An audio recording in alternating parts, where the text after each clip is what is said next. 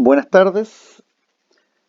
En esta cápsula pretendo terminar de examinar el contrato de arrendamiento de cosas em, y conforme al itinerario de este contrato ya estamos en la etapa conclusiva, es decir, en la extinción del contrato de arrendamiento. Acá la norma básica, la norma que ustedes tienen que conocer evidentemente y que claramente nos marca un derrotero en esta materia, es el artículo 1950. El artículo 1950 nos dice, mire, el arrendamiento de cosas expira de los mismos modos que los otros contratos, y especialmente, uno, por la destrucción total de la cosa arrendada. Dos, por la expiración del tiempo estipulado para la duración del arriendo. Tres, por la extinción del derecho del arrendador según las reglas que más adelante se expresarán. Y cuatro, por sentencia del juez en los casos que la ley ha previsto. Ahora, a más de las causales del 1950, nosotros tenemos que agregar una causal adicional. ¿Y cuál es esta? La causal del artículo 1966, que se refiere al desahucio o desahucio como dicen otras personas. Por lo tanto, las causales de terminación del contrato de arrendamiento son, entre otras, las generales de todos los contratos, por ejemplo, la nulidad, por ejemplo, las del artículo 1950 y además el desahucio. Vamos a partir estudiando entonces las causales. Primero, la destrucción total de la cosa arrendada. Artículo 1932 del Código Civil. El arrendatario tiene derecho a la terminación del arrendamiento y aún a la rescisión del contrato según los casos, si el mal estado o calidad de la cosa le impide hacer de ella el uso para el que ha sido arrendada, sea que el arrendador conociese o al mal estado o calidad de la cosa al tiempo del contrato, y aún en el caso de haber empezado a existir el vicio de la cosa después del contrato. Si el impedimento para el goce de la cosa fuere parcial o si la cosa se destruye en parte, el juez decidirá según las circunstancias si debe tener lugar la terminación del arrendamiento o concederse una rebaja del precio o renta. Entonces, aquí estamos frente a una hipótesis de destrucción. Aquí, para que el arrendamiento termine, la destrucción tiene que ser total. Tiene que ser total. ¿Por qué? Porque si la destrucción es total, la obligación del arrendador carece de objeto y la obligación del arrendatario carece de causa. Y por lo tanto no puede haber un contrato sin objeto y sin causa, por cuanto ello trae consigo la nulidad.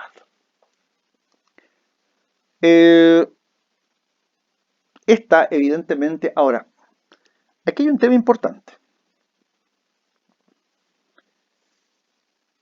Cuando la destrucción es por hecho o culpa del arrendatario, el contrato de arrendamiento termina y autoriza a demandar adicionalmente perjuicios. En cambio, cuando la pérdida solo es fortuita, el contrato va a terminar a consecuencia del caso fortuito o la fuerza mayor.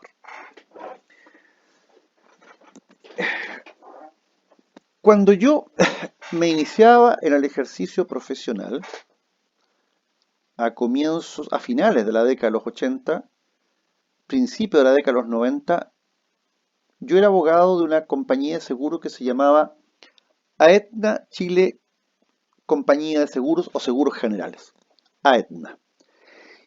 Y resulta que en esa época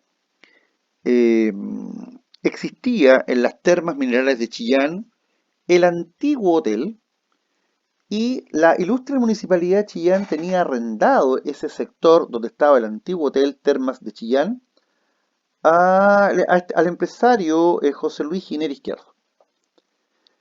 Y resulta que no recuerdo si fue el año 90, 91, 92, no recuerdo en este minuto, se produjo un incendio que destruyó completamente el hotel. Completamente el hotel. Entonces, la Municipalidad de Chillán recibía ingresos producto de este contrato. Entonces, había que analizar desde el punto de vista municipal si es que el contrato si es que el contrato iba a subsistir o si el contrato había terminado a consecuencia de la destrucción total y fortuita del hotel. Recuerdo que en aquella época prestamos los servicios para el municipio, para este objetivo, y me encargaron que recabara la opinión profesional de algunos juristas connotados para que nos elaboraran informes en derecho. Y fue así como entonces recurrimos en Concepción a don Ramón Domínguez Águila, que nos elaboró un informe en derecho, y recurrimos en la ciudad de Santiago a don René Abeliuk Manasevich para que nos hiciera también un segundo informe en derecho. Mi trabajo en aquel minuto fue recopilar todos los antecedentes y entrevistarme con estos dos juristas a efectos de entregarle la documentación necesaria y coordinar con ellos la entrega de los informes en derecho. Bueno, al cabo de no más allá de 20 días, recibimos los informes en derechos y la correspondiente, obviamente, boleta de honorarios de cada uno de ellos. Y por primera vez vi que había abogados que cobraban mucha plata y claramente hubo que pasar esas boletas a pago. Bueno, la municipalidad en aquel minuto no puso ningún problema, evidentemente, y se generaron los pagos a estos abogados. Y además el compromiso era que si había que judicializar esta materia, ellos también estuvieran disponibles para ser partícipes de la defensa de los intereses de la municipalidad. ¿Y qué fue lo que concluyeron estos informes? Yo los tenía, pero producto del drama, digamos, del terremoto 2010 y la pérdida de la oficina ese año, hubo mucha información que estaba en algunas carpetas que no las pude rescatar después. Y claramente ahí lo más probable es que se fueron estos informes, porque eran informes eran extraordinarios. O sea, es decir, esto que yo a ustedes se lo estoy explicando en 2 minutos o 5 minutos que llevo hablado sobre esto, ellos lo desarrollaban de una manera muy inteligente, y en el fondo ellos concluían que el contrato había terminado. Y por lo tanto, por un lado, el señor Giner tenía que devolver los terrenos y por otro lado, él no tenía ya la obligación de seguir pagando la renta. Pero ¿qué es lo que lo interesante para la municipalidad? La municipalidad quería rápidamente recuperar el terreno para iniciar un nuevo proceso licitatorio y comenzar a generar una nueva historia en ese lugar. Bueno, lógicamente después nuevamente Giner vuelve a la municipalidad, vuelve a celebrar el contrato, pero esa es otra historia. Pero, ¿qué es lo que interesa? Ahí ustedes tienen como, por ejemplo, la destrucción total y fortuita de la cosa arrendada. Puso término al contrato de arrendamiento. Hubo peticiones de ministro en visita, me acuerdo, la Corte de Apelaciones dijo que no era algo que produjera conmoción pública esta situación. Ya ahora con la mirada del tiempo claramente no producía conmoción pública, pero en aquel minuto era un tema importante porque claramente era el lugar donde muchas personas llegaban a disfrutar del recurso nieve y llegaban a ese hotel. Bueno, también lo bueno que esto generó fue todo un proceso remodelatorio del sector y la construcción de hoteles con mejores estándares de constructibilidad. O sea, ya se dejó de construir solo en madera y comenzó a ocuparse otro tipo de elementos. La segunda causal de término del contrato de arrendamiento es la expiración del tiempo estipulado. O sea, acuérdense que nosotros cuando estudiábamos el plazo como modalidad de los actos jurídicos o estudiábamos las obligaciones a plazo, decíamos que el plazo puede ser, acuérdense, suspensivo o extintivo. Y cuando poníamos ejemplos de plazo extintivo era en materia de arrendamiento. El contrato de arrendamiento comenzará a regir el 1 de enero del año 2021 y expirará el día 31 de diciembre de 2021. Ese es un plazo extintivo. Por lo tanto, el contrato de arrendamiento termina por la expiración del tiempo estipulado. ¿Qué tenemos que decir aquí? Bueno, que el contrato de arrendamiento es un contrato esencialmente temporal. Ahora bien, en cuanto a la duración de los contratos de arrendamiento, podemos dividir esta temática en dos aspectos. Los contratos por tiempo determinado y los contratos por tiempo indeterminado. Contratos por tiempo determinado y contratos por tiempo indeterminado. Veamos en primer lugar los contratos por tiempo determinado. El contrato de arrendamiento, como reiteradamente, ¿cierto?, ya lo hemos dicho, es por su esencia temporal, pero su duración puede ser determinada o indeterminada. Se entiende que es determinado el tiempo de duración del contrato de arrendamiento si las partes han convenido expresamente un término. B. Cuando el tiempo es determinado por la naturaleza del servicio a que la cosa se destina. Y C. Cuando el tiempo es determinado por la costumbre del país. En tales casos, la expiración del término pone fin automáticamente o ipso iure al contrato, sin que sea menester un aviso previo o una expresa declaración de voluntad de las partes. Por lo tanto, tratándose de contratos de arrendamiento por tiempo determinado, simplemente a consecuencia de la llegada del plazo, ello trae como consecuencia de modo automático, de pleno derecho, ipso iure, la terminación del contrato sin que sea necesario realizar acto, trámite o aviso previo alguno. ¿Por qué? Porque aquí hay un aforismo jurídico que dice, mire, el tiempo interpela por el hombre. O sea, aquí la causal número 1 de extinción del plazo es la que se aplica. Ahora, contratos de arrendamiento por tiempo indeterminado, o sea, cuando no hemos fijado un tiempo para la duración del arriendo, o este no resulta de la naturaleza del servicio o de la costumbre del contrato. Por ejemplo, el contrato tendrá una duración y le ponemos ahí en el contrato indefinida, indefinida, indefinida. Bueno, ¿cómo termina el contrato cuando es de duración indefinida? El contrato, cuando es de duración indefinida, va a terminar cuando una de las partes le da a la otra el aviso de su intención de no perseverar en el contrato de arrendamiento.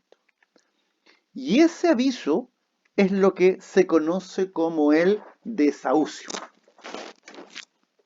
El desahucio. Podemos decir que el desahucio, en términos generales, es la noticia anticipada de la voluntad de cualquiera de las partes para poner término al contrato de arrendamiento, el que tiene lugar, entre otros casos, cuando habiéndose fijado tiempo para su duración, una de las partes anticipa a la otra la noticia de no perseverar en el contrato.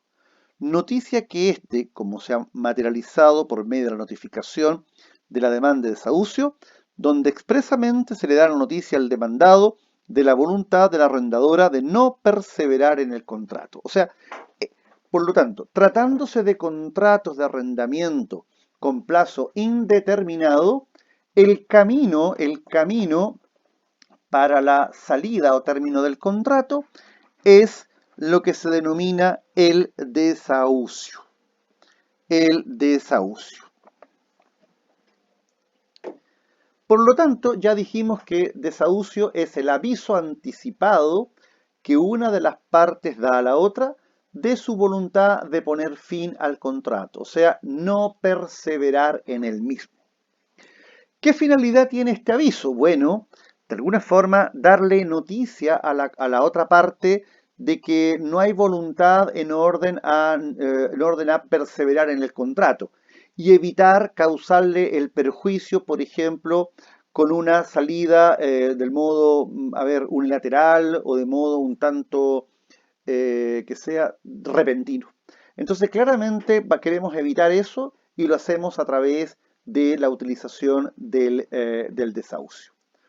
Se trata de un acto jurídico unilateral, pues para nacer a la vida del derecho requiere de la manifestación de voluntad del arrendador o del arrendatario. Y este desahucio puede ser extrajudicial o puede ser judicial. Normalmente las partes en los contratos de arrendamiento dejan dicho, mire, este aviso lo vamos a dar por medio de carta certificada notarial. Lo vamos a dar este aviso por medio de una carta certificada vía Correos de Chile. O bien decimos, mire, este aviso se debe dar a través de una notificación judicial. Por lo tanto, aquí hay que examinar qué es lo que dice el contrato y a partir de lo que dice el contrato vamos a tomar la decisión en orden a señalar cuál va a ser el objetivo que vamos a perseguir o que vamos a buscar en esta temática. El desahucio evidentemente es un acto jurídico irrevocable, la ley lo dice en el artículo 1952, cuando señala que el que ha dado noticia para la cesación del arriendo no podrá después revocarla sin el consentimiento de la otra parte. Ahora, en cuanto al momento en el cual termina el contrato, evidentemente eso va a estar determinado por el mismo plazo del desahucio, o sea, la ley establece en el artículo 1951 que esta anticipación, que esta noticia anticipada, se ajustará al periodo o medida de tiempo que regule los pagos. Por lo tanto, si el arriendo es por tanto por mes o año, el desahucio indudablemente debe darse con un mes o un año de anticipación. Normalmente yo les aconsejo que en los contratos de duración indefinida ustedes regulen de la manera más pormenorizada posible el desahucio.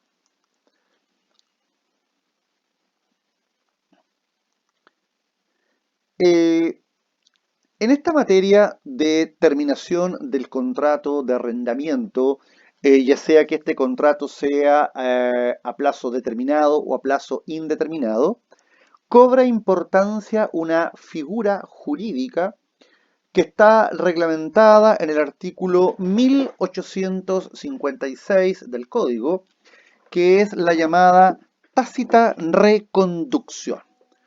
¿Qué es la llamada tácita reconducción o la renovación del contrato? Tácita reconducción. A ver,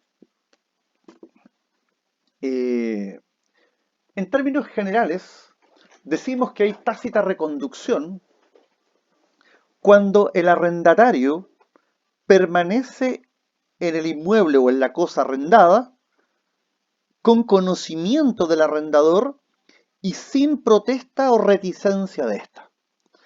O sea, a ver, imaginémonos que el contrato de arrendamiento es a plazo fijo y termina el 31 de diciembre del año 2020. Significa entonces que el día 2 de enero del año 2021 el arrendatario ya no debería estar en la propiedad. Pero ¿qué ocurre si el arrendatario permanece el mes de enero en la propiedad?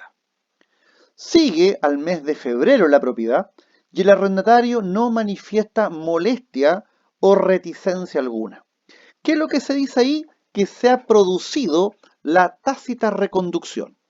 Ojo, esto no significa que el contrato se haya renovado, en los mismos términos en que estaba convenido originalmente. Aquí lo que simplemente ha ocurrido es una permanencia del arrendatario consentida con el arrendador. No implica que el arrendador haya perdido el derecho a reclamar la cosa en cualquier tiempo. ¿Qué nos dice el 1956? Terminado el arrendamiento por desahucio o de cualquier otro modo, no se entenderá en caso alguno que la aparente aquiescencia del arrendador a la retención de la cosa por el arrendatario es una renovación del contrato. Por lo tanto, para que haya renovación contractual, tenemos que haberlo estipulado formalmente o bien haber dejado una cláusula de prórroga automática, que es la cláusula que le da valor jurídico al silencio como manifestación de voluntad. Pero si claramente nada de eso hay y el arrendatario sigue en la propiedad arrendada pagando la renta, entendemos que lo que aquí ha operado es una tácita reconducción. Ahora, ¿la ley permite la tácita reconducción? Sí. Y nos dice la ley lo siguiente. Con todo, si la cosa fuere raíz y el arrendatario, con el beneplácito del arrendador, hubiere pagado la renta de cualquier espacio de tiempo subsiguiente a la terminación, o si ambas partes hubieren manifestado por cualquier otro hecho igualmente inequívoco su intención de perseverar en el arriendo, se entenderá renovado el contrato bajo las mismas condiciones que antes, pero no por más tiempo que el de 3 meses en los predios urbanos y el necesario para utilizar las labores principiadas y coger los frutos pendientes en los predios rústicos, sin perjuicio de que a la expiración de ese tiempo vuelva a renovarse el arriendo de la misma manera. Por lo tanto, la tácita reconducción, ¿en qué se traduce? En la permanencia en el inmueble arrendado por el arrendatario con el beneplácito o aquiescencia del arrendador y habiendo pagado la renta. Ahora, esta reconducción del contrato, ¿cuánto tiempo dura? Tratándose de un predio urbano, no más de 3 meses, y en el caso de los predios rústicos, el tiempo necesario para la recolección de los frutos pendientes. Ahora, llegados los momentos anteriormente señalados, si el arrendatario persiste en la permanencia, bueno, se vuelve a generar esta tácita reconducción por otro lapso, por otro periodo, en los mismos términos precedentemente señalados. En tercer lugar, el arrendamiento puede extinguirse por el derecho del arrendador. Aquí lo que podemos decir que la pérdida de los derechos que el arrendador tenía sobre la cosa lo colocan en la imposibilidad de satisfacer sus obligaciones y por ende determina la extinción del contrato. Y esto puede ocurrir por un hecho involuntario del arrendador o bien por un hecho voluntario del arrendador. Por lo tanto, la extinción del derecho del arrendador puede ser por causas involuntarias del arrendador o puede ser por causas voluntarias del arrendador.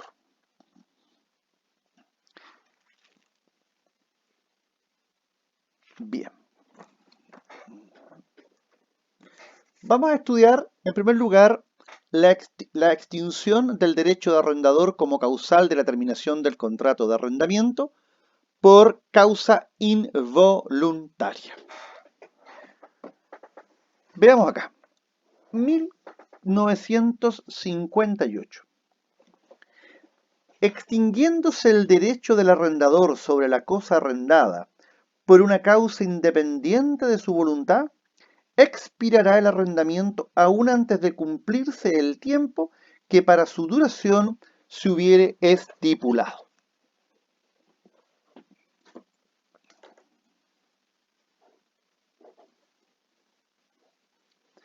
Pongamos un ejemplo. Imaginémonos la siguiente situación. En un juicio de pensión alimenticia,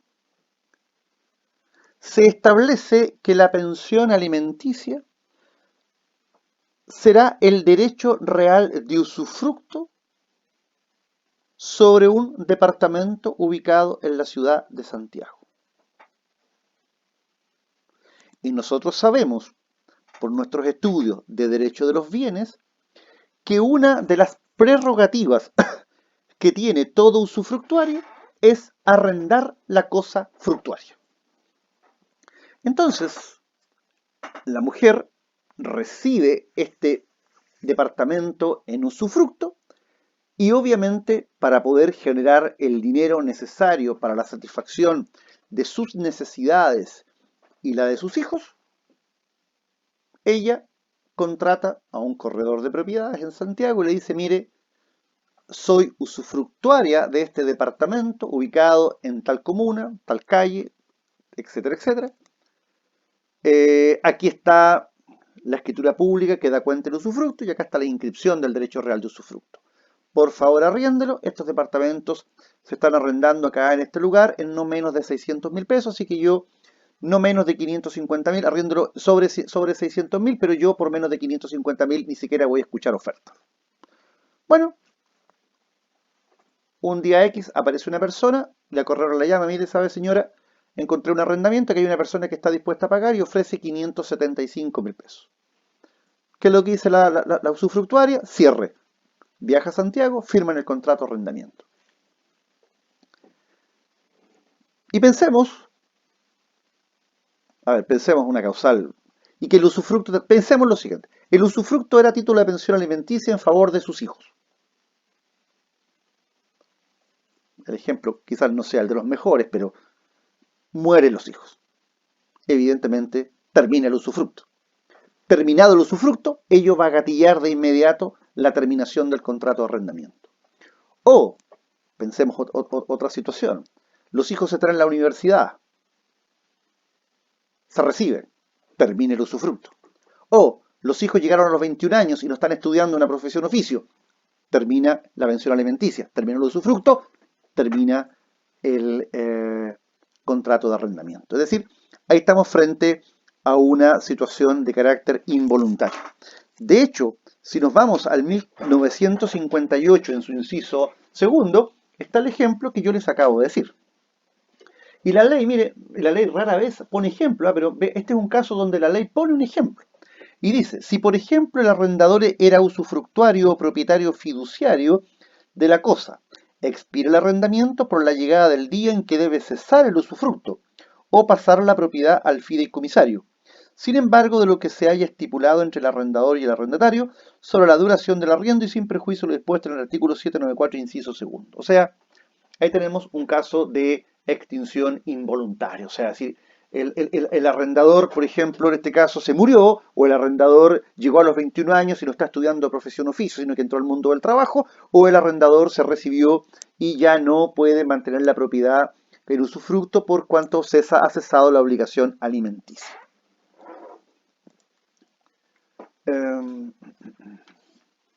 Bueno, para determinar la responsabilidad del arrendador en caso de expiración del contrato por causas ajenas a la voluntad, bueno, esta responsabilidad que se va a traducir en el pago de la indemnización de perjuicio nos obliga a distinguir si estamos frente a un arrendador de buena fe o un arrendador de mala fe. También el arrendamiento puede extinguirse ahora por causa imputable o asociada a la voluntad del arrendador.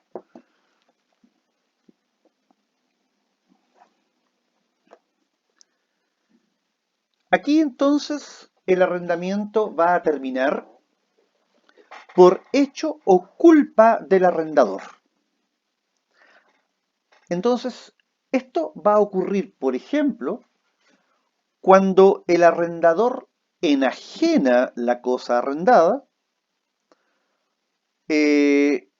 o bien por el hecho de no pagar el precio de la cosa que posteriormente arrienda y el contrato se resuelve a su respecto por no haber pagado la renta.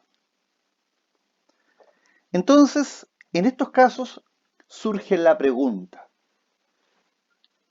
¿el sucesor está obligado o no está obligado a respetar el arriendo? Y yo les diría que este es uno de los grandes también temas del contrato de arrendamiento. tomo conocimiento que mi arrendador enajenó. Tomo conocimiento que mi arrendador transfirió la propiedad. ¿Qué va a pasar conmigo? ¿Quien adquirió la propiedad va a respetar el contrato o no va a respetar el contrato? Esa es la gran pregunta que vamos a tener que hoy día nosotros responder. La respuesta inicial está en el artículo 1961 del Código, que dice: extinguiéndose el derecho del arrendador por hecho o culpa suya, como cuando vende la cosa arrendada de que es dueño, o siendo usufructuario de ella, hace cesión del usufructo al propietario, o pierde la propiedad por no haber pagado el precio de venta, será obligado a indemnizar al arrendatario en todos los casos en que la persona que le sucede en el derecho no esté obligada a respetar el arriendo. Por lo tanto, cuando no está obligado el sucesor a respetar el contrato de arrendamiento, el arrendador tiene que indemnizar a su arrendatario. Por lo tanto, nosotros lo que tenemos que hacer ahora es estudiar cuándo el sucesor está obligado a respetar el arriendo, porque en todos aquellos casos en que no esté obligado, tiene que indemnizar perjuicios. Y la respuesta a nuestra pregunta, ¿cuándo el sucesor está obligado a respetar el arriendo? La respuesta a ello la da el artículo 1962. ¿Ven? Este es el artículo del Mundial del 62.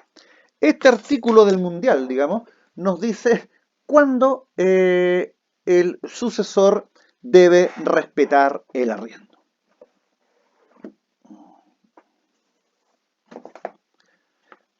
En primer lugar, deben respetar el arriendo todo aquel a quien se transfiere el derecho del arrendador por un título lucrativo. Esta debe ser uno de los casos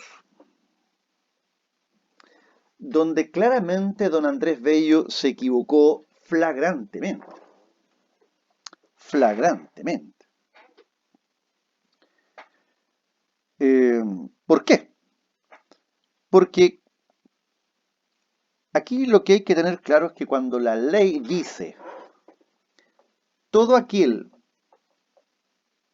a quien se transfiere el derecho del arrendador por un título lucrativo, todos nosotros inmediatamente asociamos lucro con ganancia. Sin embargo, lo que el código aquí ha querido decir es todo lo contrario. Porque evidentemente los casos 2 y 3 sí se refieren a aspectos de contenido económico, pero acá la cosa es completamente diferente. O sea, están obligados a respetar el arriendo, y este es el verdadero sentido de esta norma, que el que le ha dado obviamente la doctrina, es que deben respetar el arriendo los sucesores a título gratuito, esto es, los herederos, legatarios o donatarios del arrendador. ¿Por qué? Porque quien contrata para sí, contrata para sus herederos. Por lo tanto, los herederos de la persona a quien se transfiere el derecho del arrendador, indudablemente ellos están obligados a respetar el arriendo.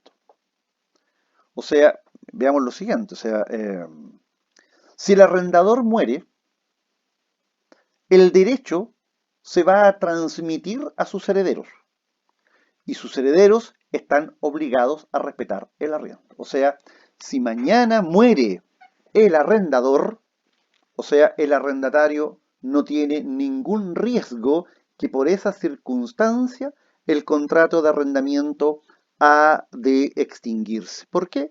Porque la ley claramente establece que esto supone que, o sea, la muerte del arrendador no es causal de término del contrato de arrendamiento, pues sus herederos están obligados a respetarlo. En segundo lugar, también deben respetar los contratos de arrendamiento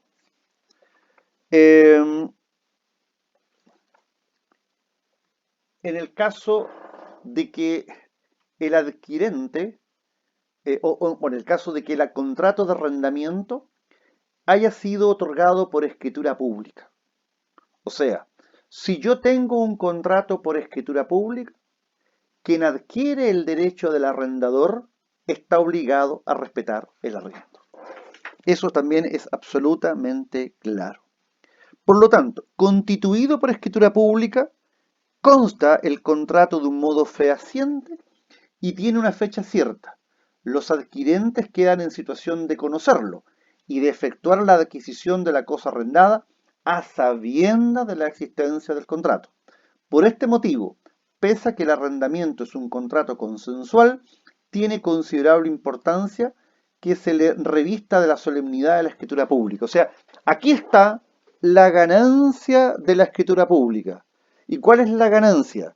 Que si yo mañana hago un contrato de arrendamiento por escritura pública por un plazo de 3 años, si en esos 3 años mi arrendador vende y enajena la cosa arrendada, tengo la absoluta certeza de poder mantenerme en el inmueble arrendado en las mismas condiciones hasta la expiración del plazo. ¿Por qué? Porque el contrato lo suscribimos de modo solemne con escritura pública. En el caso de los acreedores hipotecarios, para que ellos estén obligados a respetar el arriendo, por ejemplo, en un remate, bueno, se hace necesario que el contrato de arrendamiento esté otorgado por escritura pública, pero además esté inscrito en el registro de hipotecas y gravámenes del conservador de bienes raíces respectivo.